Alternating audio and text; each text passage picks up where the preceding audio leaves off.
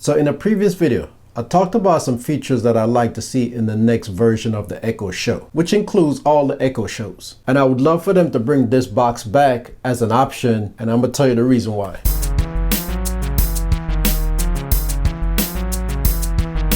Okay, so Amazon got the Fire TV Stick, the Fire TV Stick 4K, and the Fire TV Cube. So you got some options to play with. But one of them I really hate that they got rid of was this Fire TV box. Now this Fire TV box had a lot of options. And some of the options are still available on the Fire TV Cube and the Fire TV Stick, which include the Fire TV Stick 4K too. Now with the Fire TV Cube, you got a lot more ports than you do with the Fire TV Stick. And the main port that's missing on the Fire TV Stick is that Ethernet port. Now most of my Fire Stick are run through the actual hardwired cable and not Wi-Fi because I get no buffering. Or should I say less buffering. Every once in a while I get a little hiccup in the buffering, but I'm not sure if that's the source or my internet is just hiccup at that time. But in order to have that hardwire connection to your Fire TV Stick, you have to buy that additional part that doesn't come with the Fire TV Stick. Personally, I think it should have been tossed in the box because that should have been an option for people who want to hardwire this stuff instead of just having it wireless. Now, when I used to use this box right here, it had all the ports that I need. It had, of course, you know, the HDMI port,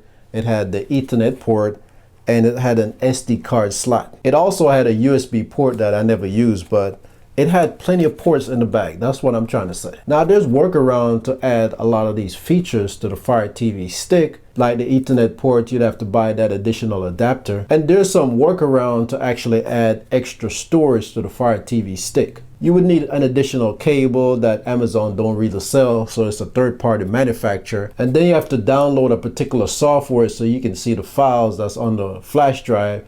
So it's not an easy process, but it can be done. And of course, the Fire TV Cube come with a lot of these ports built in, so you don't have to worry about buying any dongles or adding additional adapters or anything. And it has the voice assistant built in also. But a lot of people who already have an Echo device, especially in the living room, don't need the Cube with the Amazon voice assistant built in, so we opt for the Fire TV Stick 4K. Now the Fire TV Cube and the Fire TV Stick does have equal, video capability as far as 4K and HDR10 and stuff like that. And the voice assistant is actually built into both of those devices. Of course, with the Fire TV Stick, you'd have to press that button on the remote. With the Fire TV Cube, you just call the name and next thing you know, you can give out command. But here's where they differ.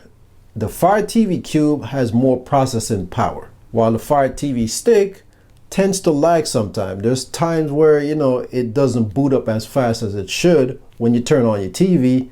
And then sometimes when you click on things, it's like the processor is doing something else. So you have to wait till it's finished before it starts the actual app that you press on. And then you have to play the give and take game, because if you download too many apps, it loads up the memory on the Fire TV Stick and there's no option. I mean, I'm pretty sure they could have put a slot where you can put a micro SD card to expand the storage, but you can't do that. So you have to do this roundabout thing to just get more storage on it, but then you're trying to move things here and there, but it shouldn't be that hard. So my proposal to Amazon is go ahead and leave the Fire TV Stick for the people who don't heavily use the Fire TV Stick. So they might use a few apps, but they don't go way beyond the normal usage. And then go and leave the Cube for the people who want that kind of capability. That's fine. But bring this one back. Let this one be the happy medium, just like you did with the Echo Show 8. And a lot of people are buying the Echo Show 8 because it's that happy medium. Bring back this box right here with all the capabilities of what it have now. And then just upgrade it with the latest stuff, like the 4K and the HDR, HDR10 plus, all that stuff. Dolby Atmos, you know what I'm talking about. So that's what I would like to see in the Fire TV category, is to bring this box back, because this has more processing power than the Fire TV Stick. And then you can have the Fire TV Cube with even more processing power.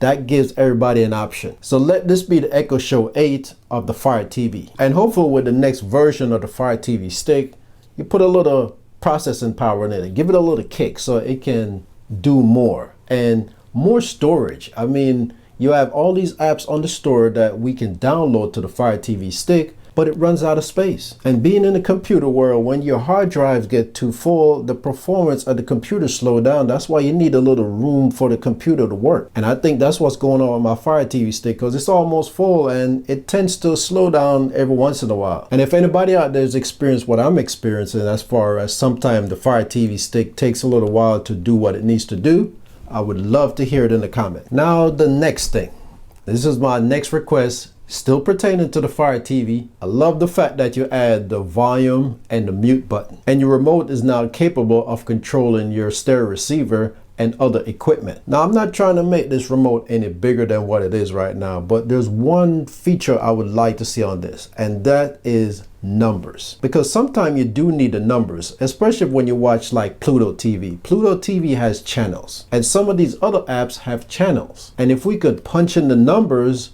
we can go directly to that channel instead of strolling up and down. So those kind of apps with the numbers in it, it's not beneficial that they have numbers on the guide, but you cannot actually punch in the numbers. And also with your TV, with the built-in guide with numbers on the side, you cannot punch them in either. So I would like to see a remote that has the number feature, even if it's an optional thing that you can buy separately. And I know there's third-party stuff out there that you can add to it, but I would love to have it in the remote without buying something extra. And if you want to add letters to it too, you know, like the punch in the letters, because sometimes the on-screen keyboard is, you know, click, click, click, click, when you could just type it in on the keyboard. But if that's not possible, I would love to see the numbers at least. So those are my feature requests for the Fire TV. Add numbers to the remote and bring this guy back right in the middle between the Fire TV stick and the Fire TV Cube. All right, so if you agree with me on this topic, leave it in the comments and let me know. And hopefully Amazon will see this video along with the other video I did with the Echo Show and add these features in future updates so we can be happy customers. Thanks for taking the time for watching this video. Have a good one, and I'll see you next time.